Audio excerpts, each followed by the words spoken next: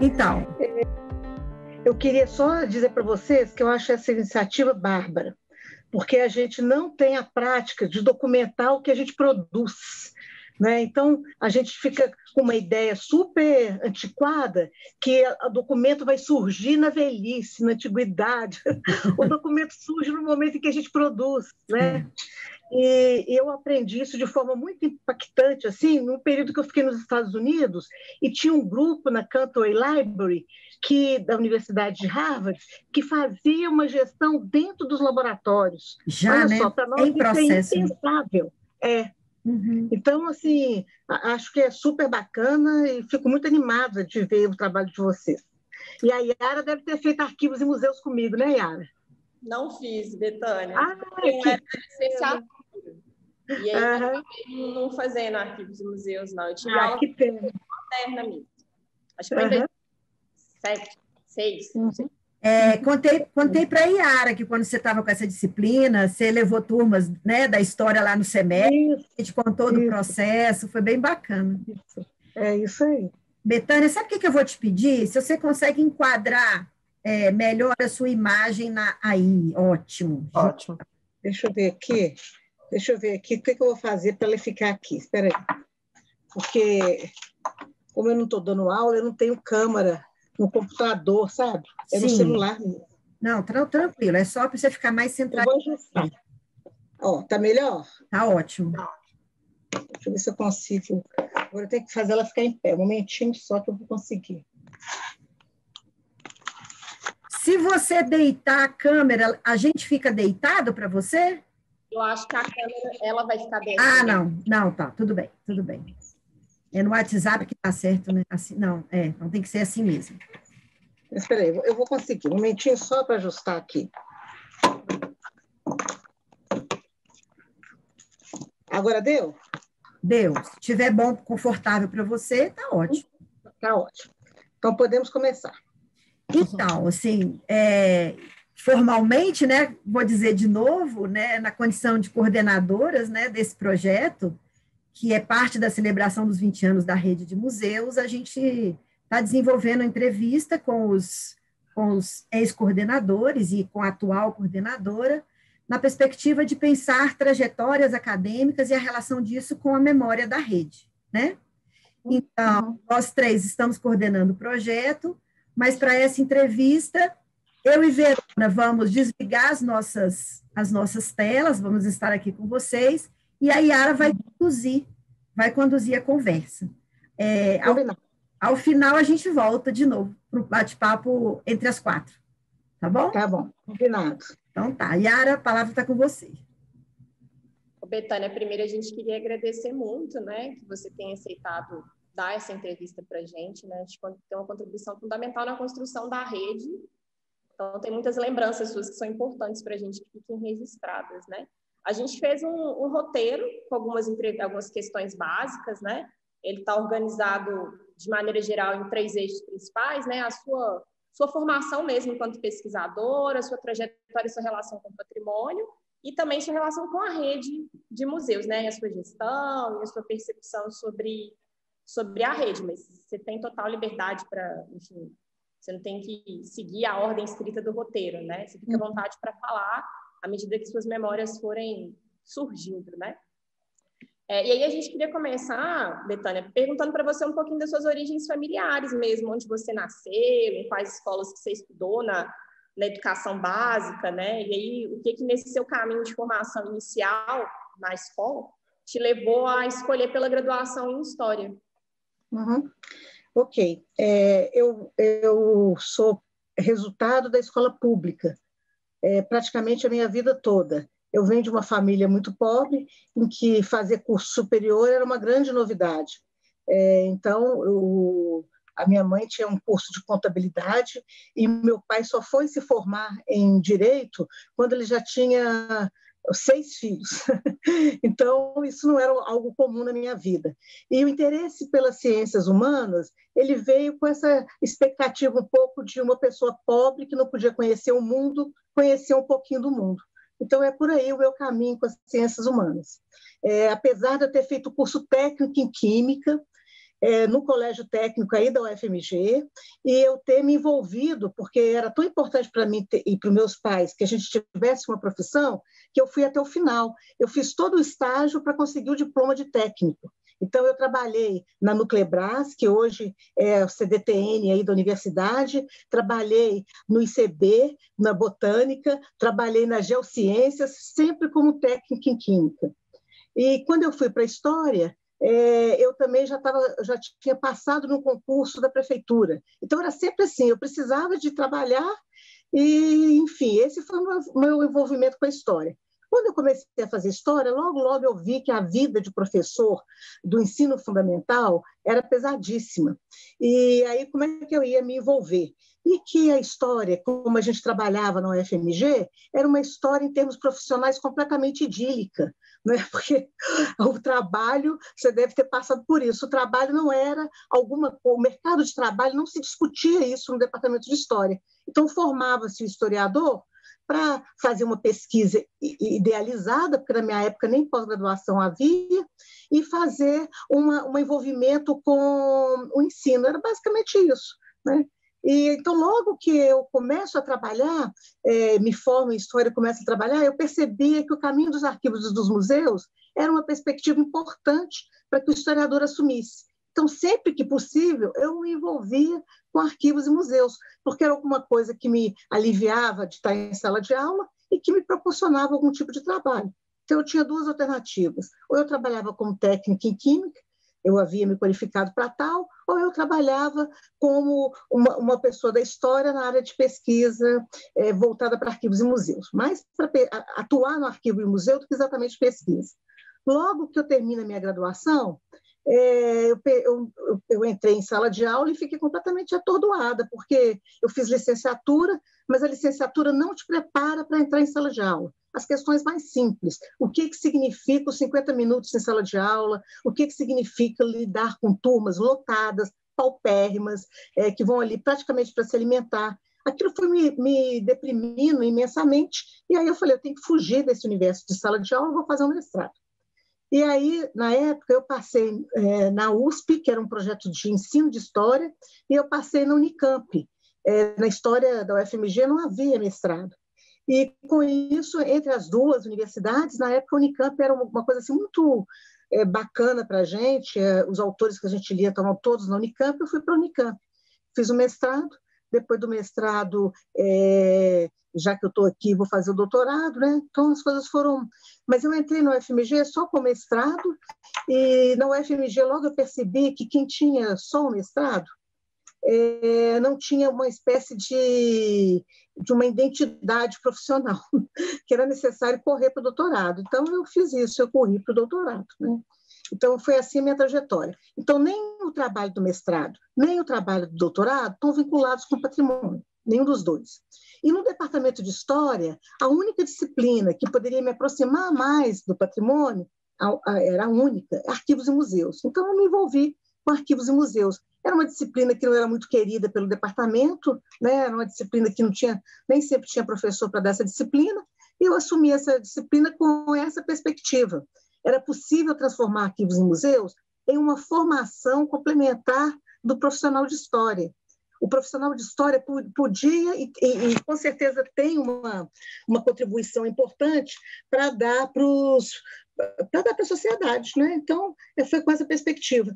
E uma das coisas que eu mostrava para os meus alunos é que havia mercado de trabalho para o historiador, não só na sala de aula, mas uma série de atividades vinculadas com o patrimônio.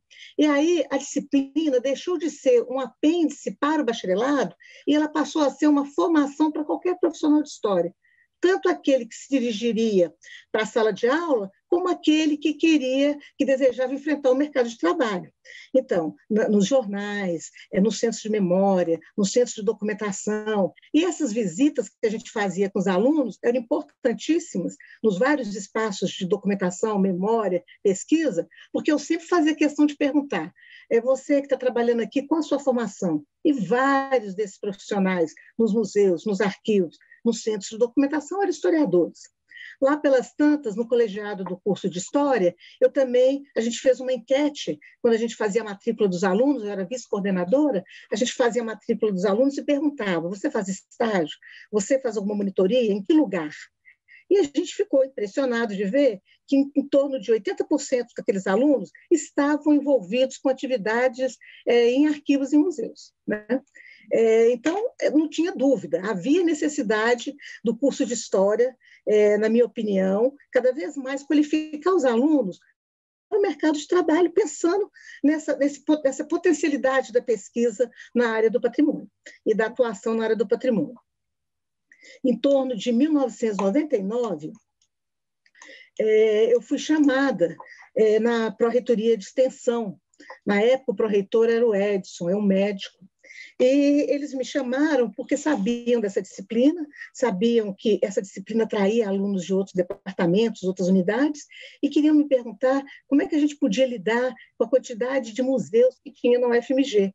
Cada um em um canto, cada um disparatado. E entre os museus da FMG, eu visitava poucos até, porque eram espaços museais muito vinculados aos projetos de pesquisa dos professores. Então, isso significava que não havia um horário regular, que eu tinha que agendar uma visita com uma antecedência toda especial, era super complicado. Então, a primeira coisa, assim, depois de várias reuniões com o Edson, a gente pensou, olha, quem sabe a gente cria alguma linha que vincule esses espaços e a gente trabalhe desde a qualificação das pessoas que atuam nesses espaços até a potencialidade desses espaços para a comunidade acadêmica. Então, essa foi a primeira ideia.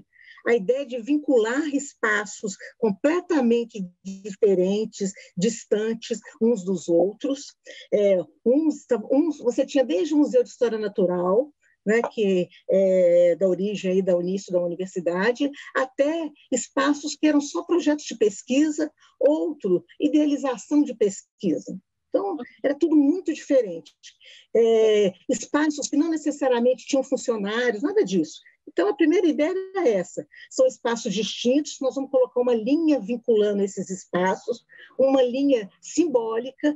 Eles não vão estar agregados numa instituição, nós vamos chamar essas pessoas para conversar, nós vamos mapear quem trabalha com essas pessoas e nós vamos começar a formar esses grupos. Então, olha só que delicado, nós tínhamos que formar os responsáveis por esses espaços, porque as noções que eles tinham de museu, de arquivo, de acervo, eram super idílicas, vamos chamar assim, não tinha nada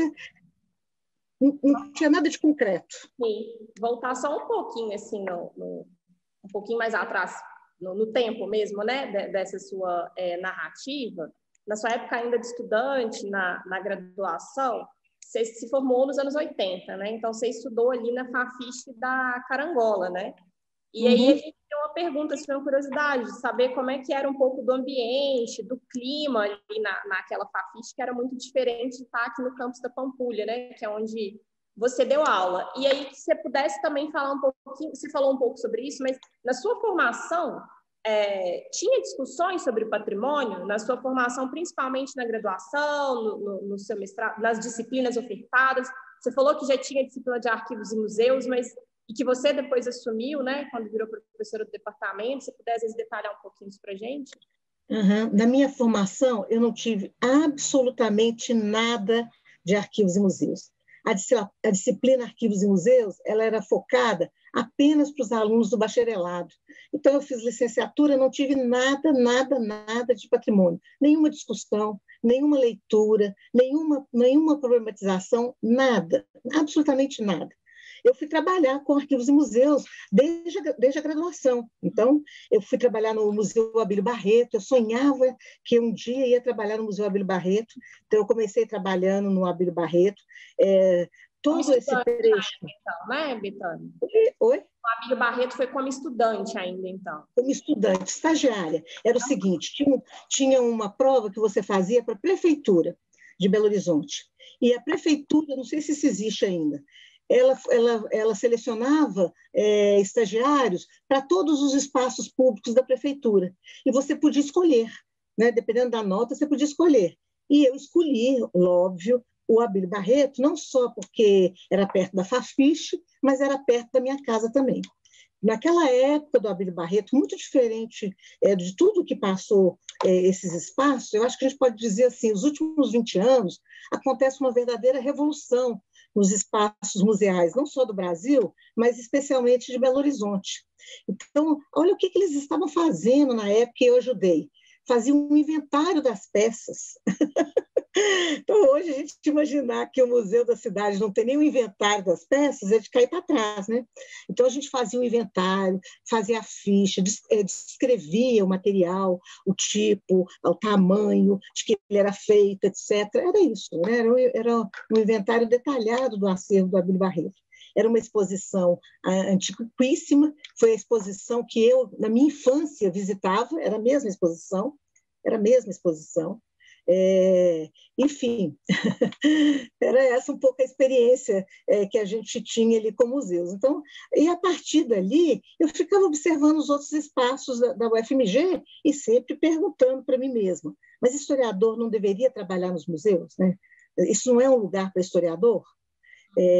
Então tá, todo mundo dizia que era, mas na graduação da UFMG não havia nada que me vinculasse a esses espaços, nada que me capacitasse a refletir, a pensar, nada.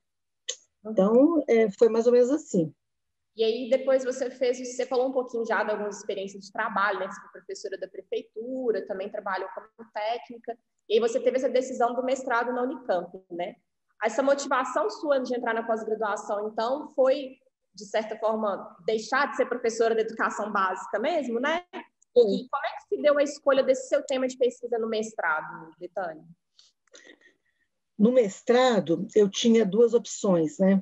Uma opção, eu já trabalhava no projeto no Lindéia, com ensino de história, para a antiga quinta série. Então, a gente fazia um trabalho lá com o saudoso Ciro Flávio Bandeira de Mello, era um trabalho super bacana, em que a gente testava, por meio de desenhos, o que a gente ensinava e como é que aquilo impactava nas crianças. Era basicamente isso. Então, eu fiz um projeto assim para a Unicamp. E fiz um projeto, não sei nem como eu cheguei nesse tema. Havia duas instituições que existem até hoje, que é o SESI e o SESC. São Serviços Sociais da Indústria e do Comércio. Mais ou menos eu sei como é que eu cheguei nesse tema. E esses serviços, eles estavam preocupados em um certo enquadramento da preguiça, vamos chamar assim, né? Porque é o lazer, eles tentam racionalizar o lazer dos trabalhadores. E havia uma bibliografia que a gente lia na universidade, super bacana, etc., que mostrava, muito baseada em Foucault, que era muito em voga na época, em que a gente percebia que as formas de controle não se restringiam aos locais de trabalho. Nós vimos aí nos anos final dos anos 80, início dos anos 90, aqueles movimentos grevistas em função de toda os problemas aí de perseguição, etc., que eles aconteciam dentro do chão da fábrica. E aí, cada vez mais, a gente ficava se pensando quais são as possibilidades de autonomia, de controle da sua própria vida. E os serviços sociais da indústria do comércio, eles surgiram nos anos 40, no pós-guerra. E é impressionante a documentação, porque a documentação exatamente dizia que os serviços sociais tinham como objetivo regular um pouco a vida desse trabalhador. Não adiantava ter um trabalhador produtivo na segunda e na sexta, sendo que na sexta-feira ele ia para a esbórnia, bebia todas, e na segunda-feira era o maior índice de absenteísmo.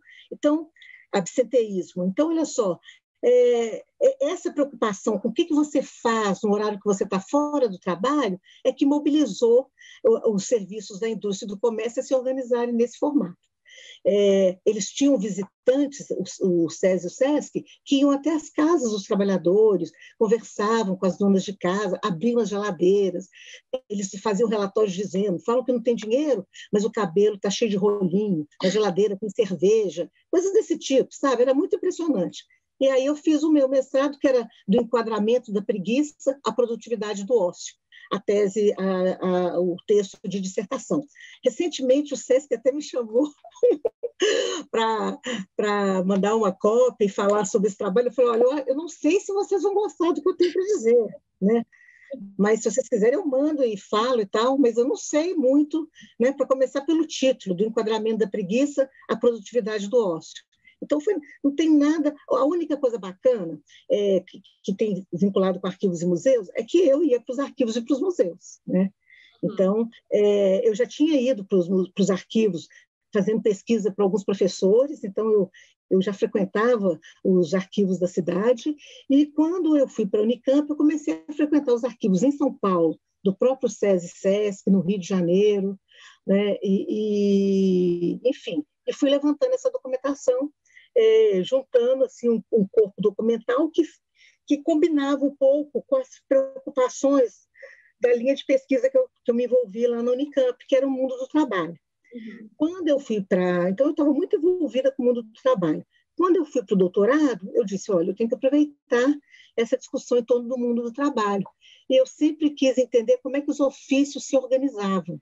Então, eu comecei a levantar material dos ofícios em Belo Horizonte, Minas Gerais, da virada do século XIX para o século XX. Então, eu trabalhava com a divisão entre os ofícios manuais e mecânicos, os ofícios mais intelectuais, e aí eu fui levantando marceneiro, carpinteiro, tinha a ver um pouco com a construção da cidade de Belo Horizonte.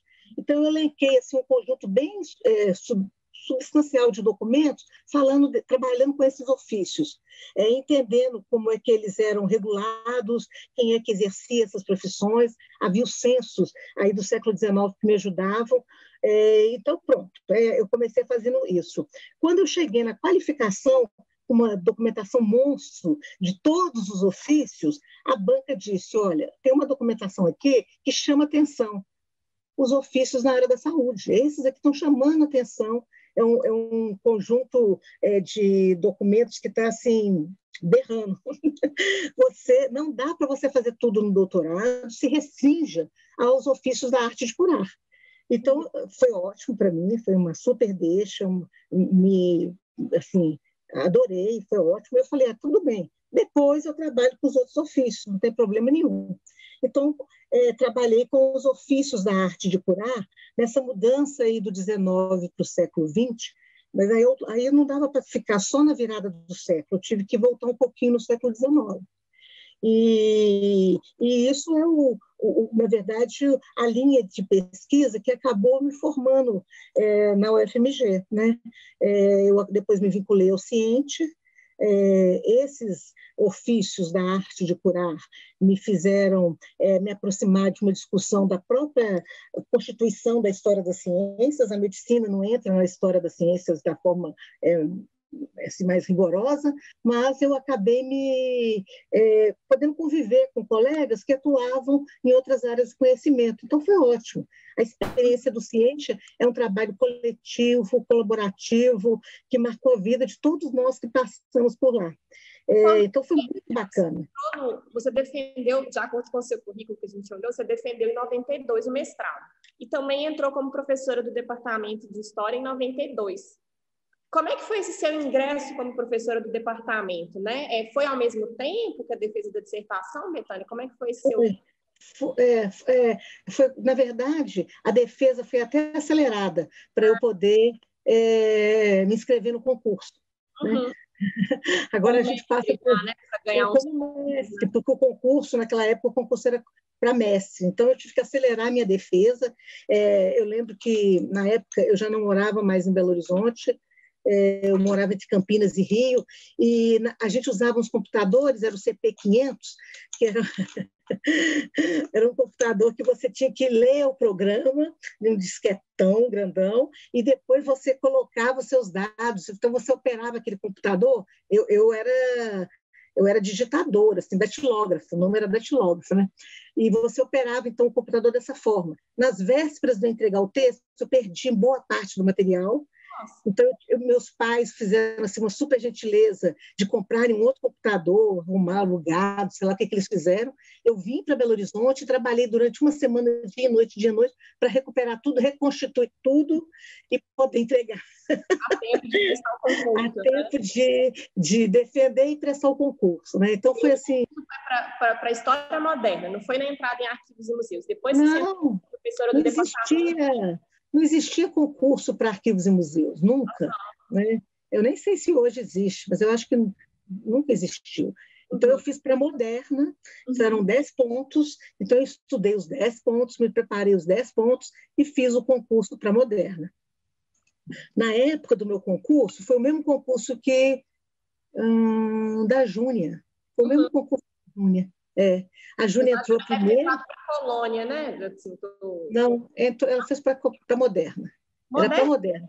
Para moderna. Nós duas fizemos o mesmo concurso para moderna. Ela ficou em primeiro lugar, eu fiquei em segundo lugar. Havia só uma vaga, então eu achei que eu não ia ser chamada, mas acabou surgindo uma segunda vaga e eles acharam melhor. E também era por lei. Eu já tinha sido até convocada e tal. Não tinha como não me contratar, porque eu já tinha sido convocada. Eles chegaram até a tentar abrir um outro concurso, mas não tinha como.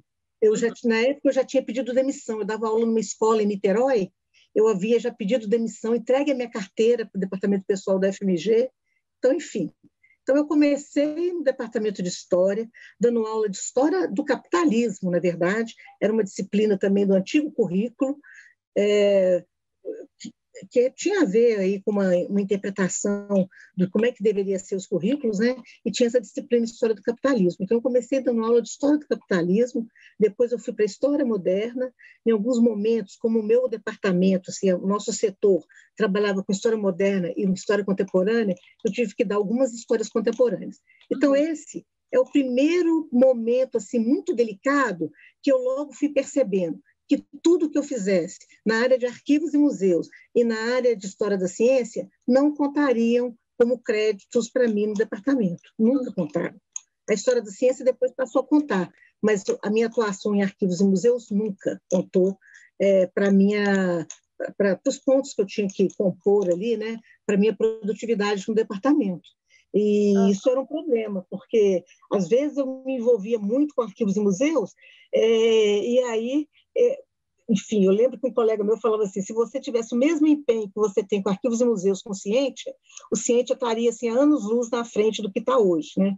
Mas eu sou muito agitada e eu tentava ter energia para os dois, né? Então, foi mais ou menos assim. Então, esse é um calcanhar assim, de Aquiles aí da atuação no departamento, que, por exemplo, ser coordenador da rede era nada, absolutamente nada, nada. E dava trabalho, né? Nesse momento que a gente estava tentando organizar o que seria a rede, convencer, eu tinha esse papel de convencer os meus colegas, coordenadores de espaços, que fazer aquelas reuniões faria sentido, que se submeter àquele tipo de organização com poucos vínculos faria sentido, que fazer projetos de forma coletiva faria sentido. Então, era um convencimento quase de corpo a corpo. Eu tinha que visitar um por um, conversar com um por um. Essas conversas eram individuais primeiro, depois eu os levava para a reitoria de extensão para conversar com o professor Edson, né? Então, era muito difícil. Na época, o Edson falava assim, na área da saúde, isso funciona, Betânia. Nós não podemos estar em todos os lugares ao mesmo tempo. Então, nós temos que ter uma rede que defina alguns processos comuns. Então, a gente não usava o termo boas práticas, mas foi isso que a gente tentou iniciar uma constituição na UFMG, para que esses espaços díspares, né, de posição, de recurso, de conhecimento, de organização, de funcionários, tivessem pelo menos um vocabulário comum, as boas práticas na área, para que eles conhecessem uns aos outros, para que eles conhecessem espaços semelhantes no Brasil e no mundo. Então, esse era o nosso esforço, era bem básico. Sua primeira aproximação com o patrimônio universitário, Betânia, foi só a partir dessas conversas com o Edson? Então, não. Dele, ou antes você já teve alguma Não, como eu trabalhava com arquivos e museus, eu levava os meus alunos todos os anos para visitarem museus e arquivos. Então, ou se não, centros de documentação importante. Então, eu tinha vários parceiros pela universidade, pessoas que me recebiam, que conversavam, que me diziam dos seus problemas, das suas angústias, do que elas conseguiam, não conseguiam.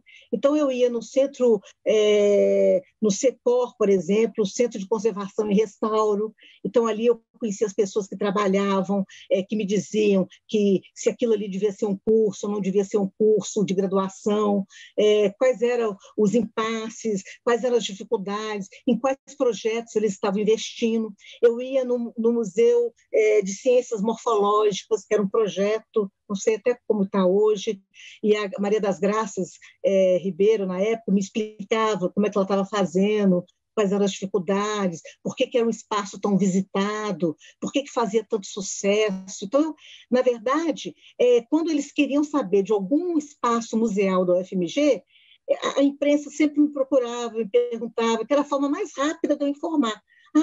Você procura fulano, esse pessoal aqui. Então, tinha um observatório na Serra da Piedade. Então, assim, todos os espaços, o Centro de Memória da Engenharia, né? O Centro de Memória da Medicina, todos esses espaços eu frequentava e conhecia os coordenadores, o que eles faziam, e mais ou menos, com os meus alunos, às vezes nem sempre em loco, mas na sala de aula, a gente avaliava aqueles espaços, os seus pontos fortes, os seus pontos fracos, né, as suas incoerências. Então, a gente discutia aqueles espaços como problemas em sala de aula. Né? Nós analisávamos esses espaços. Então, a gente trabalhava com uma bibliografia, eu discutia um pouco com os alunos e a gente ia nas visitas. No retorno às visitas, né, cada vez mais eles iam também sabendo perguntar, eles conseguiam se encaixar aqui naquelas realidades e fazer as perguntas mais pertinentes. Então, essa experiência de dar anos a fio arquivos e museus fez com que eu conhecesse todos os espaços museais do UFMG. E eu percebia. Quando o Edson me chamou lá, ele falou o seguinte: Bethânia, você tem que me explicar por que todo mundo quer vitrine e banheiro nos espaços. Olha só. Eu falei, eu morri de rir, né? Tentei explicar para ele e para dizer para ele, não, isso não é a solução. Né? Porque todos esses espaços iam atrás da Pró-Reitoria de Graduação pedir vitrine, eles falavam assim, vitrine e pedir banheiros. Aí eu falei, olha, eles estão pedindo vitrine, porque a ideia que eles têm de acervo é essa. Eles não têm uma prática de documentação de como esse acervo chegou ali, eles não sabem selecionar, eles não estão entendendo que esses espaços só vão funcionar se tiverem uma comunicação com o público, que essa comunicação com o público se faz a partir de uma certa leitura do acervo, não é o acervo integral que tem que estar exposto. Então, eu fui formando o Edson também. Era um pouco isso. Eu ia conversando com todo mundo, com a maior paciência, explicando tudo para todo mundo. E aí, nessas alturas, eu já tinha mapeado todas as pessoas que alguma vez na vida, no Lattes, tinham colocado a palavra museu. Na UFMG, eu conhecia todo mundo. Né? E aí, então tá, e aí a gente começou a atuar. Como é que nós vamos atuar? Você vai me dizendo aí se essa forma como eu estou apresentando está razoável. Nós vamos atuar tentando estabelecer vínculos entre esses espaços. Esses vínculos vão ser principalmente na área de formação no primeiro ano. Então, vamos lá, esse era o critério. Então, nós vamos conversar com esses professores, todos muito desconfiados, porque era uma tentativa de uma unificação da PROEX, né? E eu tinha que dizer para eles... Esse espaço que você já nomeou aqui para a gente. Esse grupo inicial que fundou a rede, são esses espaços que você já nomeou aqui para a gente. Centro de Memória da Medicina, o Museu de Ciências Morfológicas, o Museu de História Natural, o Observatório Astronômico, o Centro de Memória da Engenharia. Eu posso até recordar, eu achei que eram 6 ou 7. Isso, não, até agora eu nomeei 5. Eram esses os espaços. Então, com todos, por exemplo, o Observatório Astronômico, ele não entendia o Las Casas, por que a gente podia entrar com ele na rede? Olha, é um centro de divulgação, esses espaços, de acordo com a literatura, desde o zoológico, pode ser considerado como espaço de coleção, até esse esforço sistemático de observar os astros celestes. Então, eu tinha que fazer todo o convencimento para que essas pessoas se unissem a nós. Então, elas aceitaram no primeiro momento, depois a gente bolou um curso, porque os funcionários, essa prática de que vai para os espaços museais e para os centros de documentação aquele funcionário que não dava certo em lugar nenhum, na época era isso que acontecia. Era exatamente isso que acontecia. Nós jamais sonharíamos com técnicos em assuntos educacionais nos ajudando, não tinha nada disso. Éramos só nós e nós. Né? Não tinha ninguém para ajudar, para pensar, para elaborar, para nada. Então, a gente começou a fazer um curso que, na nossa expectativa, todos deveriam cursar, né? Era um curso que deveria envolver não só os funcionários, mas também os gestores desses espaços. Então, o que eu fiz? Eu bolei o curso em módulos, talvez em algum momento a gente consiga resgatar isso, talvez esteja impresso, e a gente, foi muito inovador mesmo, pensando agora que nós estamos no meio de uma pandemia, tendo que dar aula à distância. A Rita falou com a gente sobre esse curso, nós entrevistamos ela na segunda. E ela falou assim, Bethânia vai saber falar tudo desse curso para vocês. Ela também disse que achava que foi uma iniciativa muito importante. Isso. O curso era semipresencial, ele tinha momentos presenciais e momentos de dispersão. Nos momentos presenciais, nós cada vez visitávamos um espaço diferente, então era uma oportunidade de uns conhecer os outros. Então havia todo um calendário com antecedência, e a gente sabia, agora nós vamos no Museu de Ciências Morfológicas. Então, todos os alunos, entre aspas, né, do curso, iam para o Museu de Ciências Morfológicas. Agora nós vamos para o Museu de História Natural. Aí a aula acontecia lá, aquele encontro em que o diretor daquele espaço, o diretor daquele projeto, o professor responsável, explicava um pouco como tudo aconteceu. E a gente visitava o espaço. Então, nesse momento, a gente começa a apresentar um espaço ao outro dentro da universidade, porque eles não se conheciam. Na medida que eles passam a se conhecer, ideias, então, de formar essa rede vão se fortalecendo. Os funcionários que eram super desqualificados, essa que é a verdade, eles começam a ter uma apresentação tímida, mas do que era o mundo dos acervos e dos museus. Como é que a gente fez esse módulo? Isso aí, a gente não tinha nada, né? Mas aí me arrumaram um estagiário, então a gente buscou professores que seriam capazes de escrever aqueles módulos. Todos os outros módulos que não tinha professor eu tive que redigir. Então, vamos imaginar, tinha 10 módulos, 6 módulos eram meus, e os outros eram um da Rita, com a Anne, um do Bernardo, falando de museu e divulgação de ciência, um do Mauro, falando de museu e história da ciência, e Mauro Condé e o Bernardo. Então, era isso. Assim, o curso era basicamente isso aí. E aperfeiçoamento, Bethânia? Não. Era um curso. Não, ele poderia ser considerado como um curso de aperfeiçoamento para os funcionários, mas a gente não estava preocupado com a carga horária, nada disso. Depois, ele foi aceito como um curso de carga horária 60 horas. Aí a gente aceitou alunos no curso também, quando ele foi sendo ofertado de outras vezes. E o curso, no final, ele tinha uma visita... lembrei do outro espaço. Era o espaço lá em Diamantina. Claro, que era onde o Gilberto trabalhava, né? Isso, Isso. Então, o último local que a gente se reunia, a gente entrava em um ônibus da universidade, ia até Diamantina e lá encerrava o curso no fim de semana. Então, naquele fim de semana, a turma toda reunida, a gente visitava os espaços da cidade, de memória, de patrimônio da cidade, etc. E depois a gente encerrava o curso no domingo e voltava. Os alunos ficavam ali hospedados na hospedaria do Museu da Glória, né, que ele chama? Casa da Glória. Casa da Glória. Lá eles têm uma moradia para estudantes e a turma ficava lá. Eu também era para ter ficado lá, mas na época minha filha tinha nascido e para eu ir dar o curso, ela só mamava em mim, eu tinha que ir para ela foi junto com uma pessoa tomando conta para de 3 em 3 horas, 4 em 4 horas, mamar. Então foi assim, olha, a gente era completamente insano, né? A gente ia para a Serra da Piedade com um ônibus, ia subir a Serra da Piedade, todo mundo da universidade, e dava tudo certo, e a gente voltava inteiros. O que a juventude faz? Hoje, se eu fosse pensar nisso, Eu não sei se eu correria todos esses riscos, não, de colocar esse tanto de gente no ônibus, a turma de noite bebia, não sei o quê, mas no outro dia estava todo mundo lá, responsável, fazendo o curso. Então, assim que a gente começou a ver que era necessário essa qualificação.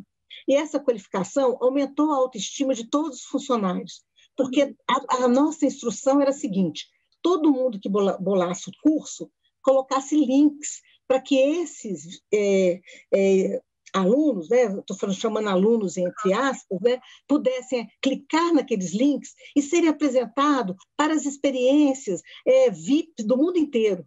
Então, é isso.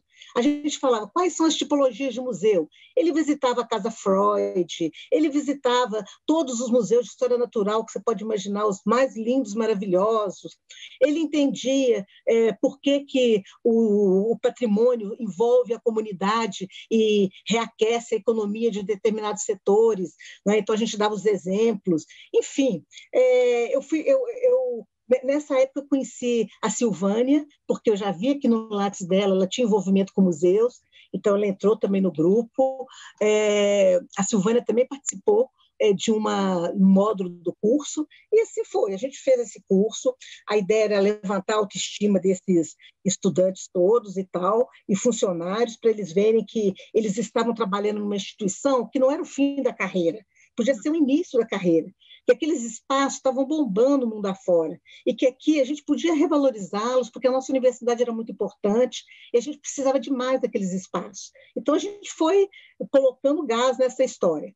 E foram quantas edições, Betânia? Você se lembra? Foram 3 edições. 3 edições. E, concomitante a esse curso, a gente fazia reuniões mensais da rede de museus.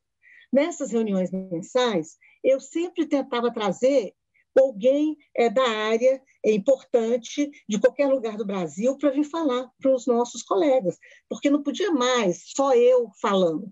Eu tinha que trazer pessoas que me respaldassem, né? Então, isso foi ótimo também, porque aí alguns desses pesquisadores eu já conhecia, outros eu fui conhecer em função dos convites. Eu só lia esses textos e comecei a chamá-los para vir aqui. Então, a gente chamou uma professora da geologia, esse foi super assim, escolhido a dedo. Eu ia escolhendo a dedo.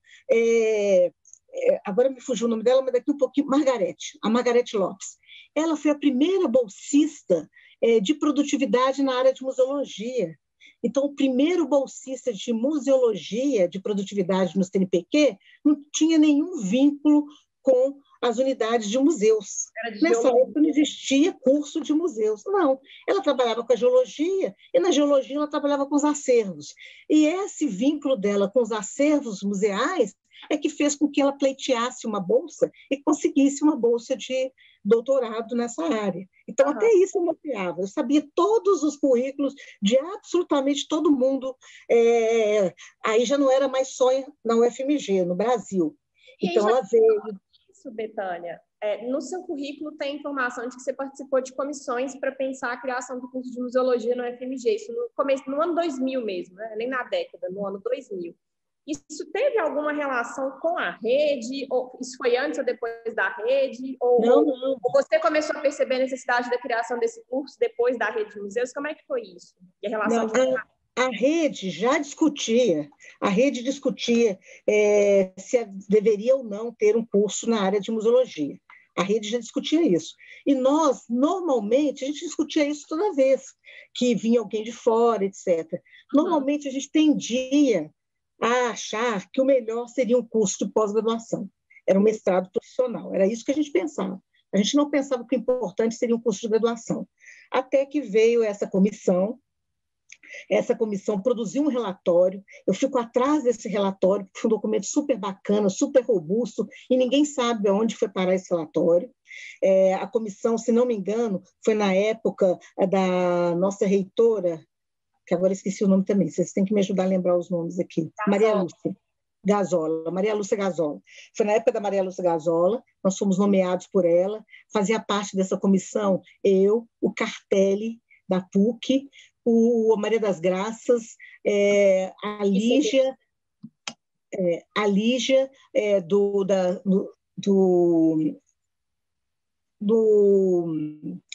na época chamava Escola da Biblioteconomia, hoje onde está o curso de museologia. E nós fizemos um documento em que, basicamente, a gente comparava, para fazer essa comissão, nós fizemos um seminário e chamamos tanto os atores da cena política de Belo Horizonte, como de Minas Gerais, como do Brasil.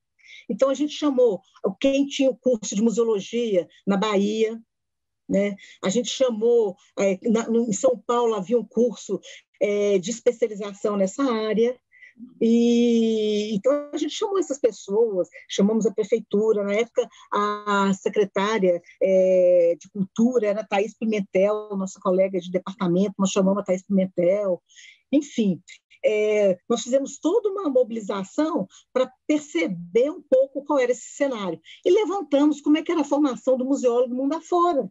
Então, esse documento é super importante. A nossa conclusão era que havia caminhos e possibilidades para vários níveis de formação, tanto na graduação, quanto no mestrado, no doutorado, etc. Então, era mais ou menos nesse sentido. Quando saiu esse resultado, eu tive que, de uma certa forma, o curso demorou um pouquinho depois para sair. Eu tive que entender que, tá bom, eu inicialmente não era a favor de um curso de graduação, mas na medida em que a gente foi avançando e que a comissão achava que isso era possível, eu passei a defender essa ideia. Então, eu atuei também, em alguns momentos, na organização do curso. Quando tinha concurso, eles me chamavam, quando tinha que ler o material, eles me chamavam, e fizeram o possível ali para criar, então, novos cursos na UFMG, aí vem o ProUni, e entre esses novos cursos entra o curso de museologia, né? Mas nós tentamos, até, só para você ter uma ideia, a criar um mestrado profissional, chegamos a fazer reuniões com diversos professores nessa área para tentar criar um mestrado profissional, envolvendo a geografia e a geologia, que é o IGC, que tinha o curso de turismo na época, né? Já tinha um curso de turismo, então envolvemos o pessoal da ciência da informação, mas, enfim, isso não saiu, né? E outra tentativa é que a gente chegou a criar um curso de especialização na área de patrimônio, vinculado aí também à reitoria, era uma demanda que vinha da reitoria, e esse curso foi ofertado 1 ou 2 vezes, ou 3 vezes, não sei, depois desse curso que a gente fez pela internet e tal. E esse curso também trabalhava esse de patrimônio, né? Gestão do patrimônio cultural, ele também trabalhava dessa forma, aulas concentradas, né, ao vivo, e aulas online, e um momento de imersão em Tiradentes, porque tinha toda uma ideia que a gente tinha que fortalecer o campus de Tiradentes. Então, tinha uma época do ano que nós íamos para Tiradentes e ficávamos tendo aula em Tiradentes com os professores vindo do Brasil inteiro e alunos do Brasil inteiro durante, se não me engano, 15 dias, uma vez por ano. Então, assim, a partir dessa primeira experiência com a formação dos museus, a gente acabou repetindo isso em outras áreas, sempre vinculadas com o patrimônio. Um pouquinho ainda na rede de museus, Betânia, como que foi esse processo de você ser essa primeira coordenadora da rede? Porque você falou do convite do Edson, né? Isso foi uma coisa quase que automática, foi uma escolha entre os espaços, foi o Edson que te indicou? Como é que foi essa sua nomeação, vamos dizer assim? Olha aqui, essa nomeação, no início, nós trabalhávamos com a ideia que não era necessário institucionalizar nada.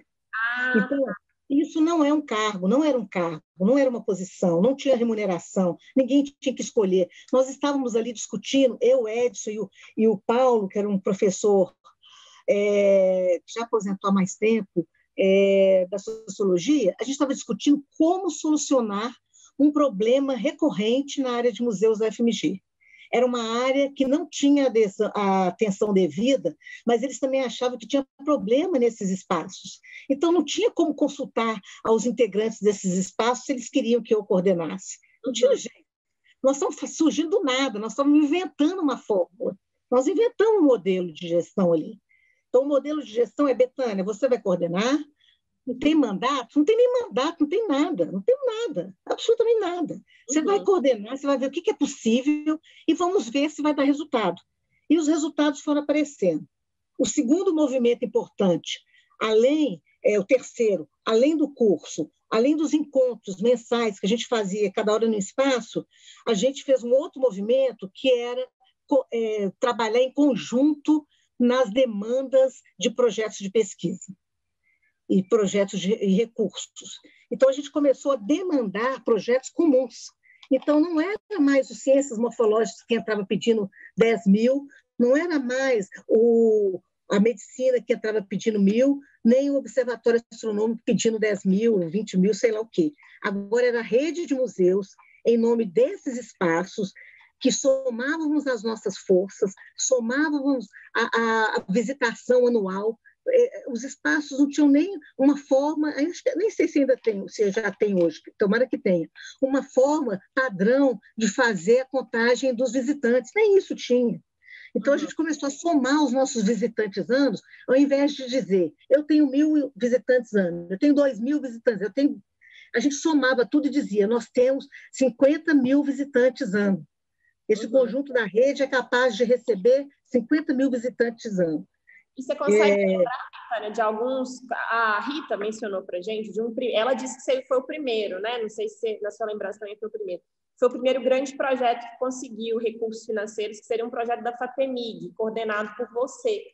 Você tem lembrança assim, de quais eram os objetivos desses primeiros projetos? Quanto de recursos vocês conseguiram? Como é que foi a distribuição? Eu sei que no primeiro ano a gente conseguiu R$1 milhão, que isso era surrealista em termos do que a gente mobilizava de dinheiro. Era assim, dinheiro como a gente nunca tinha visto na vida. E nem os espaços. Acho que foram 2 ou 3 projetos, FAPEMIG e CNPq, que somados davam isso. Então, isso foi muito impressionante, porque a gente mudou o patamar da conversa. Tanto é que vários outros espaços começaram a nos chamar para saber o que a gente estava fazendo, porque aquilo era completamente inusitado.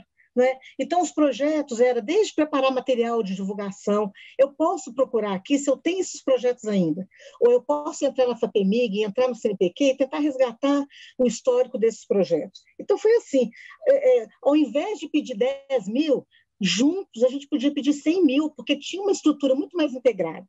E aí eu fiz o projeto mais ousado de todos. E essa história é delicada, porque eu tive que interromper e devolver o dinheiro. O mais arriscado de todos foi esse. Eu falei o seguinte, esse pessoal da rede de museus está achando que nós vamos ficar só visitando museus online, né? Nós vamos mudar isso. Eu fiz um projeto que cada 1 ou 2 trabalhadores, né, da equipe técnica desses museus iria passar um estágio em um outro museu, em algum lugar do Brasil, para ter experiência de boas práticas. Então, a primeira pessoa era uma menina que fez mestrado comigo, a Elga, ela foi para o Museu da PUC do Rio Grande do Sul, porque a gente queria, a experiência do Museu da PUC do Rio Grande do Sul é muito impressionante. Então, a gente queria que o pessoal, eles têm curso de pós-graduação, eles têm financiamento, eles têm recursos. Não sei se vocês conhecem a trajetória desse museu, mas ele é muito interessante. É vinculado à PUC, ele tem um projeto de itinerância super contemporâneo. Imagina, naquela época já tinha um projeto de itinerância. É um caminhão Você falou que ele de ciência e tecnologia, de ciência e tecnologia da PUC.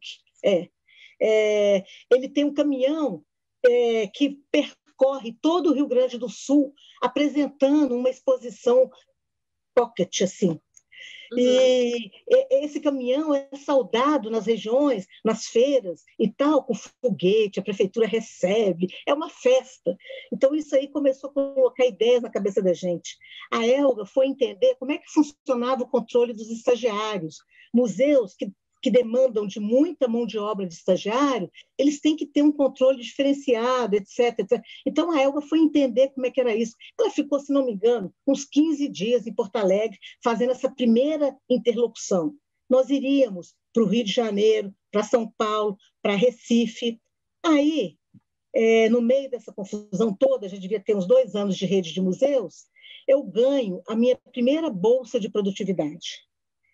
E o departamento também, cada vez mais, essas ações da rede de museus me consumiam tempo. E esse tempo de trabalho, de organização, etc., não impactava hora nenhuma nos meus relatórios de produção. Né? E a gente fez o terceiro grande projeto, que era um projeto para a FINEP. Esse projeto, acho que só esse devia ser uns 2 milhões, só esse projeto da FINEP. Mas a UFMG só podia encaminhar um projeto.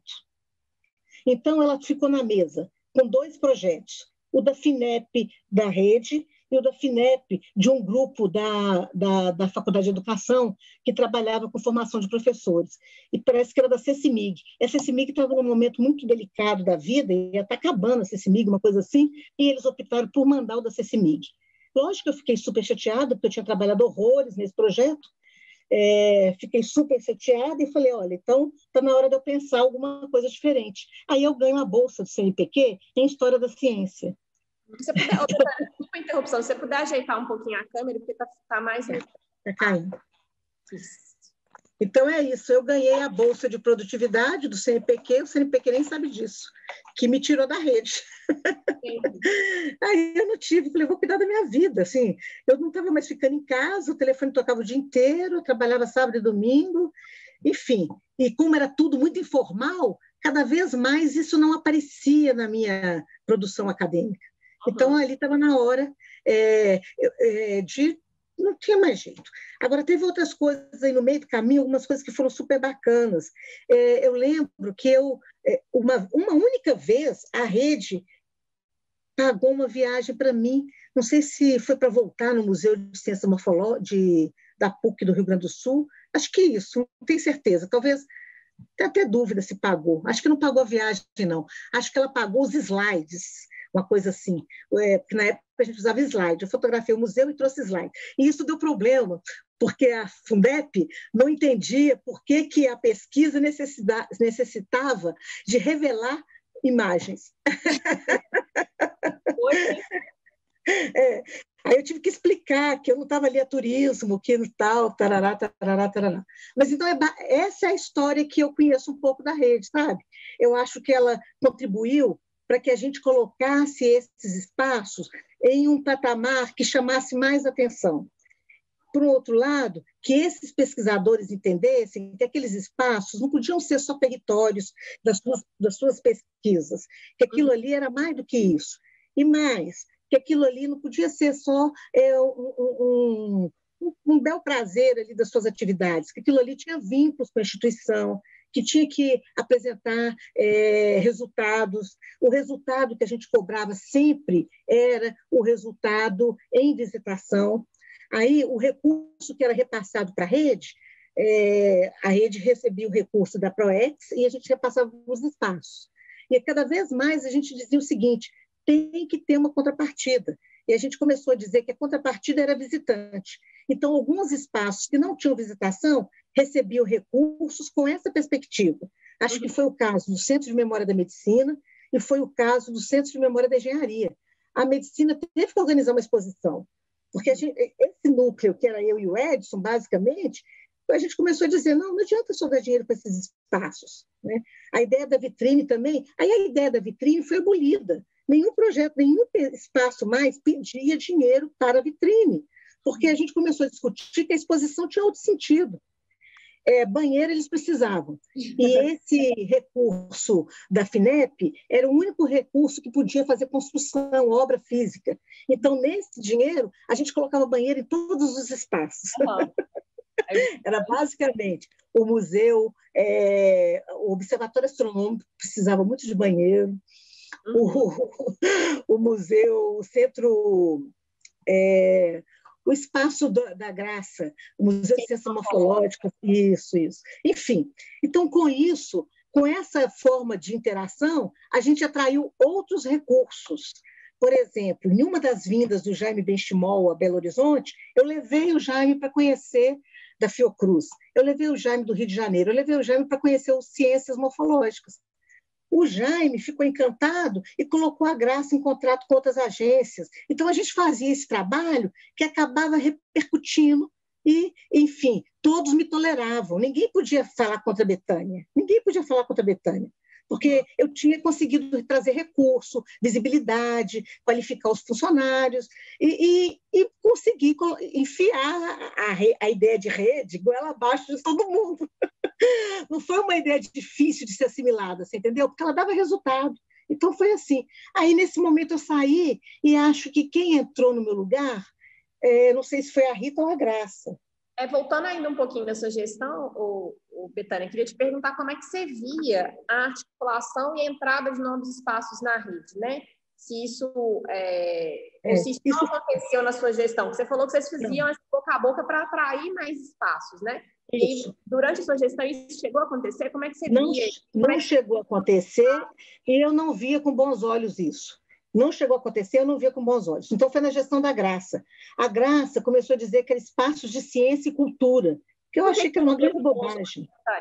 Não, eu já, de cara, eu já achava aquilo uma grande bobagem, falar que era espaço de ciência e cultura. Mas a gente discutia, se eu era voto vencido, eu tinha que seguir adiante. Né? Porque eu acho que a ideia de cultura é uma ideia super ampla, que cabe ciência. Então, não precisava de distinguir. E achava que espaços, por exemplo, achava que tinha alguns espaços que não mereciam estar na rede, né? Que não tinha muita característica de divulgação de ciência. Eu acho que era esse o apelo. Não era espaço só que faz extensão com o público. Tinha que ter a característica de espaços de divulgação de ciência. Teve outra coisa que me chamaram, eu acho que eu já estava fora da coordenação da rede. O Edson me chamou para fazer uma proposta de ocupação da Praça da Liberdade, quando começou a surgir o projeto ali da Praça da Liberdade. E eu conversei isso como é que chama a Praça da Liberdade?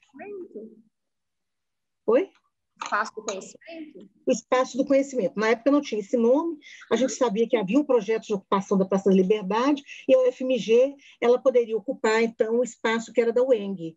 E aí o Edson me chamou, na época eu trabalhava com uma outra menina da pós-graduação, que trabalhava com museus, então eu tive alguns orientantes trabalhando com museus na história. Mas para que eles trabalhassem com museus na história, eles tinham que trabalhar com a história de alguma instituição. Não podiam trabalhar com outro tema. Não podia trabalhar com ação educativa, com nada disso. Então, eu e essa moça conversamos um pouco com o pessoal da rede e fizemos uma proposta de ocupação daquele espaço, em que os espaços da rede iriam por temas, a gente escolheria um tema e eu iria ocupar aquele espaço por aí. E isso foi uma coisa assim, muito desrespeitosa, porque nunca me responderam por que a nossa proposta foi deferida. Nunca, nem para nos chamar para dizer isso. E a gente foi até, eu acho que era só o caminho de entrada para ter a aprovação do Estado. Então, a gente foi até o Estado, apresentou para o Estado aquela proposta, então estava o staff todo, os engenheiros, os arquitetos, etc., o staff da UFMG, eu como técnica apresentando aquilo, e aí ganhamos espaço. Mas depois disso, eu não soube, nunca eu fui incluída nas discussões do Espaço do Conhecimento. Eu só fui chamada depois que o Bernardo entrou no Espaço do Conhecimento e me colocou no conselho. Então, eu fiquei um período no espaço porque eu era amiga do Bernardo e porque o Bernardo conhecia o meu trabalho nessa área, etc, etc. Né? Mas eu nunca soube, e isso é uma coisa que eu fico até curiosa para saber, como é que foram os critérios e por que o nosso projeto, naquele momento, foi deferido. Né, em prol de qual outro projeto. Então, a universidade faz umas coisas assim, muito interessantes com a gente. Quando construíram um departamento de divulgação de ciência, colocaram uma pesquisadora que, na época, nem o currículo tinha para coordenar esse espaço de divulgação de ciência. É lógico que ela teve muita resistência na rede de museus. Muita resistência, porque nós tínhamos todo um trabalho que baseava no Lattes, baseava na qualificação, baseava na construção de mérito, na construção de competências, etc. Então, quer dizer, há algumas coisas assim que a gente não entende, sabe? Mas, enfim, aí eu achei que estava na hora da minha participação, eu acho que tem a hora da gente recuar, eu acho que eu tinha me envolvido muito intensamente e recuei. Então, é um pouco isso. Mas sempre acompanhei a rede de longe, né? Sempre que me chamaram, eu estava presente, sempre que eu pude, de alguma forma, contribuir, eu me disponibilizei a contribuir. Mas, enfim, foi isso. E como que foi seu envolvimento, Betânia, com a estruturação de outros projetos e outros espaços de memória da UFMG? Você falou um pouquinho já da relação do espaço de conhecimento, mas a gente também relaciona aqui o Museu Casa Padre Toledo, o Centro de Memória da Farmácia, o Centro de Referência da Música. Como é que foi essa relação com esses espaços e a criação deles? Foi depois, então, da sua saída da rede, né? Você deve falar um pouco de trabalho nesses outros lugares também? Em alguns momentos eu era chamada assim, cada situação foi uma. Na Casa Padre Toledo foi para apagar um incêndio. Eu era do comitê que participava da Fundação Meli Franco, né? E quando eles apresentaram o projeto da Casa Toledo, eu não sabia de nada, não sabia o que estava acontecendo, nem nada disso. Fui apresentada ali naquela hora. E eu, na frente do reitor, perguntei, e o dia seguinte desse museu, alguém pensou? Né? É muito bonito aí tudo que vocês fizeram e tal, etc. Alguém pensou no dia seguinte quem vai receber esses visitantes, para quem que é essa exposição, etc. E fui embora para casa com aquela pergunta ali, pensando, gente, esse pessoal é maluco. Assim, com o maior respeito, que está sendo gravado e tal, não é que é maluco, mas é que eles não pensam na estrutura toda do que é um espaço museal, não é assim, né? Não adianta fazer só uma exposição maravilhosa e linda e cheia de touchscreen. Isso foi uma coisa que a gente sempre discutiu. E no dia seguinte, esse investimento não ter um retorno à altura do que foi realizado ali. Então, eu sempre tive essa preocupação. Eu sempre discuti isso em sala de aula. Os experimentos, que é como a gente chama as apresentações nos museus de ciência, eles podem custar 10 ou 1.000. Às vezes, o 10 tem um sentido, um impacto, uma repercussão muito maior do que custou 1.000. Então, a gente tem que olhar com muito cuidado como é que a gente estabelece essas linguagens com o público, né? As formas com que a gente se apresenta ao público. E, ao longo da minha vida, eu fui chamada pela iniciativa privada para fazer algumas exposições. Então, isso eu discutia, eu pensava, eu refletia, e com meus alunos milhões sobre isso. E a vida toda eu viajei pela universidade, mas sempre viajei pensando nos museus, pesquisando os museus, visitando os museus, preocupada em buscar exemplos para apresentar em sala de aula para os meus alunos. Enfim, eu fui coletando experiências de museus de tudo quanto é lugar possível. Lá pelas tantas, quando o Bernardo assumiu o Espaço do Conhecimento, eu peguei 3 caixas de material e entreguei para ele. Falei, olha, Bernardo, eu não vou mexer mais com isso, eu estou ficando desatualizada, aproveite o que você achar que é pertinente e joga fora o resto. Eu ainda tenho que fazer isso com mais material. Já doei muita coisa aí para a Escola da Ciência da Informação, para a FAFISH, e tem que acabar de fazer essa organização. Então, era isso. Assim, tem uma hora que a gente tem que recuar, porque você observa que todo esse debate que você fez, essa discussão que você fez, etc., ela não está sendo aplicada no momento em que se institui um novo espaço museal. Né? Então, eu sempre discuto que a razão de ser do espaço museal é público, ele tem que dialogar com o público, não tem jeito. Ele tem que fazer uma conversa, um diálogo com o público, mais intenso, menos intenso, mas tem que fazer. Qual é o sentido de ter Casa Padre Toledo com um público que estiver passando ali pela porta ter vontade de entrar? É mais do que isso. Né? Então, enfim, aí me chamaram de novo na reitoria, depois dessa minha pergunta, eu nem lembro mais qual era o reitor, e me pediu para, por favor, me ajude aqui a dar um jeito, faça uma intervenção aqui, tenta melhorar isso aqui. Então, eu entrei depois que estava tudo pronto e organizado. Tudo pronto e organizado. Já quase que na véspera da inauguração. E aí que eu fui buscar alguém, fui entender a exposição, fui conversar com os funcionários, fui entender como é que eles organizaram o acervo, como é que eles produziram essa ideia de exposição, etc. E começamos a organizar um projeto de ocupação desse espaço após a exposição. Então, fomos buscar monitores, não dava para levar de Belo Horizonte, vamos fazer parcerias com a Universidade de São João del Rei, vamos formar esses funcionários. Enfim, então foi mais ou menos isso. Depois, eu dei um prazo para a minha intervenção. Acho que eram 2 ou 3 meses. Então, fiquei 2 ou 3 meses, fiz o que eu tinha que fazer para que aquele espaço ficasse minimamente mais próximo das boas práticas na área de recepção, de acolhimento, e fui embora. Então, também não acompanhei, né? Porque, enfim, esses lugares já tinham outros coordenadores. Eu era quase como, entre aspas, uma interventora por um período delimitado. Eu nunca tive desejo de ocupar esses cargos e de ficar lá em Tiradentes. Nunca. Esse outro que eu falei também foi nessa situação, Betânia, o Centro de Memória da Farmácia, o Centro de Referência da Música? Não, teve um projeto que a gente fez, esse projeto é muito simpático, acho que foi esse que ganhou da FAPEMIG. Era um circuito de visitação integrada dentro do UFMG para alunos do ensino médio, chamava Despertar Vocações. Então, a gente bolou um trajeto em que os centros de memória, que eram os menos valorizados, recebessem visitantes do ensino médio no sentido de trabalhar um despertar de vocações. Então, ele entraria pela educação física, passaria pelo CEMEF, não sei se na época o CEMEF já estava pronto, passaria pela odontologia, pela farmácia.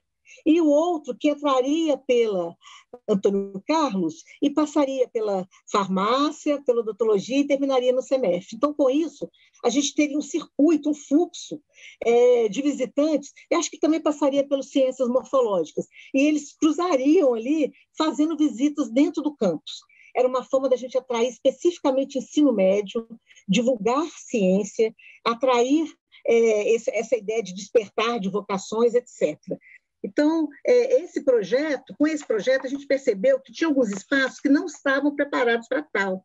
Então, a gente precisava de capacitá-los para que eles recebessem esses estudantes. Por isso que eu me envolvi com o Centro de Memória da Farmácia. Na época, no da farmácia, eu tinha uma bolsa de pós-doutorado, de pós-doc. Então, eu falei, vou colocar essa bolsista de pós-doc lá. E acho que eu usei 2 bolsistas de pós-doc lá, então até isso, imagina, eu nunca tive uma posição em que eu tivesse alguma coisa à minha disposição para eu criar alguma coisa. Era tudo com os meus recursos, com as minhas capacidades. A bolsa de pós-doc que eu consegui era bolsa para divulgação de ciência. Aí eu coloquei 2 bolsistas lá para tentar organizar aquela exposição. Uma não avançou muito, mas a outra avançou bastante e saiu uma exposição desse espaço, que é a Dulcineia, né? Ela conseguiu fazer uma exposição, etc., ali naquele espaço e tal. Então, a gente conseguiu. Se não me engano, a gente tentou também levar, Lucineia, a gente tentou também levar a Dulcineia para ser uma espécie de uma gestora, funcionar como uma gestora da rede de museus, uma funcionária para fazer a carga, porque ela era funcionária do FMG, fazer a carga horária dela lá. Parece que a gente não conseguiu isso, já não me lembro bem. Então, assim, tem uma hora que você é vencida, não sei se é a minha inabilidade política de não ter me posicionado de modo que eu pudesse ocupar cargos em que eu tivesse à minha disposição recurso, né? Mas, às vezes, quando eu vinha quem estava ocupando o cargo, eu falava, não é o mérito que está fazendo com que essa pessoa fique lá. Então, eu não sou eu não sou candidata mesmo. Então, enfim, em alguns momentos eu achei que era melhor eu recuar. Então, foi isso. Foi se afastando, mas a gente está fazendo essa pergunta agora, vou fazer, Betânia, para todos os entrevistados, porque a Graça é a única ex-coordenadora da rede que não temos como entrevistar, né? Ela já faleceu. Você tem alguma lembrança da gestão da Graça, sobre ela? Você teve contato com ela quando ela estava à frente, né, do Museu de Ciências Morfológicas? Você tem algo para dizer para a gente assim, da Graça e da gestão dela em frente diante? Uhum. A Graça, ela geriu a rede do mesmo jeito que ela geria o espaço do Museu das Ciências Morfológicas. Ela era assim, uma workaholic completa, A vida dela chamava-se trabalho para a universidade, né? Então, ela é a missão dela, a razão de ser da vida dela, etc. E acho isso super bacana, etc. Mas tem um problema. A gente tem que saber discernir as coisas, porque a gente tem que entender que a gente passa e a instituição vai seguir sem a gente. Então, quando você é muito importante para aquele seu espaço, para aquela instituição, a transição fica mais difícil, sabe? Fica mais delicado. Então, às vezes, é melhor você se entender mais como mortal, etc., e não ser tão workaholic como a Graça. Eu cansava de falar para a Graça, não tem condição, você vai embora e isso aí fica, pelo amor de Deus, não faz assim, etc. Mas a Graça era desse jeito e ela só sabia trabalhar desse jeito. Ela era, de nós todas, a mais organizada. Então, imagino que se vocês tiverem acesso à documentação dela no Museu de Ciências Morfológicas, vocês talvez consigam documentos relacionados à rede. Nessa época também, ela associou a rede à rede de museus que existia no Brasil. Então, ela fazia um trabalho que envolvia essa rede de museus universitários também e tal. Mas é isso. E a Graça foi a que achou que devia colocar a palavra cultura e ampliar a rede de museus. Ela deve ter tido as razões, eu não acompanhei essa discussão, mas ouvi essa discussão, etc. Então, imagino que... eu não sei como é que está a composição da rede hoje, então não posso nem opinar. Agora, o que eu acho importante dizer é que o fato de ter um site que disponibiliza o material, não só dos seus espaços, mas referências na área, boas práticas na área, etc., é super importante, né? Porque cada vez mais a gente trabalha com essas referências que estão disponibilizadas assim. Então, eu acho que o próprio site da rede de museus acabou sendo também um espaço de formação. Então, eu acho isso assim super legal. Mas da Graça, o que eu tenho para dizer é isso. Ela tinha um envolvimento super intenso com tudo que ela fazia, absolutamente tudo que ela fazia, mas que faz a gente pensar um pouquinho se isso não complica mais as transições, né? Se não deixa mais delicado essas passagens, né? E na universidade a gente sempre aprende isso. Nós não somos insubstituíveis em momento algum. Você pode até achar que o que te substituiu foi pior ou foi melhor, mas nós vamos sempre ser substituídos, né? Então, você sempre está numa posição, você nunca é essa posição. Então, eu acho que isso é um aprendizado super bacana, porque também, na prática de museu, as direções dos museus tendem a se perpetuar, e isso não é bom. Então, tem diretor de museu que ficam 1 década, 2 décadas, 3 décadas. Pelo amor de Deus, eu não acho isso saudável. Eu acho que a gente está vendo jovens aí como você, etc., e outros, a gente tem que dar lugar para... Eu penso assim, a gente tem que dar lugar para os novos, né? Por isso que é bom aposentar também, que vejo cheia de gente nova surgindo, aparecendo, né? Não que eu não tinha mais capacidade para trabalhar, eu fiz uma escolha pessoal por sair da universidade em uma determinada época. Mas eu acho que é importante a gente saber que está na hora de novos quadros aparecerem, a gente formar novos quadros, e isso tem que ser célere, porque na universidade tudo acontece, às vezes, essas mudanças são muito rápidas, né? Então não dá para demorar. Você falando nisso, Betânia, como é que foi? Você se aposentou em que ano? Como é que foi essa decisão sua pela aposentadoria? Eu tinha uma contagem de tempo e eu tinha um outro projeto, que era um projeto editorial. Uhum. Então, eu sabia que eu não podia mais... não era possível mais conciliar os dois, era impossível conciliar os dois. Então, eu fui trabalhando de forma que eu me desligasse do projeto da universidade, no momento em que eu pudesse aposentar, com todo o tempo correto, 55 anos, etc. Eu tinha muito tempo de sala de aula, então eu somei tudo isso, e aí eu encerrei eu fui diminuindo a minha intensidade de trabalho na universidade. Em que sentido? Diminuindo a orientação.